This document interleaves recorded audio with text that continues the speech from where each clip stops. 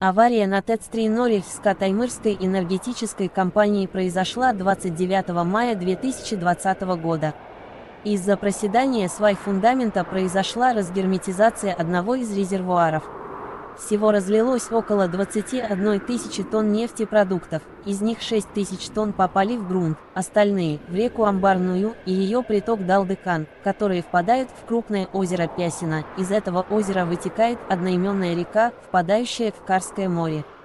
Общая площадь загрязнения, по данным Красноярской прокуратуры, составила 180 тысяч квадратных метров. Предельно допустимая концентрация загрязнителей в реках, куда попало дизельное топливо, превышена в десятки тысяч раз.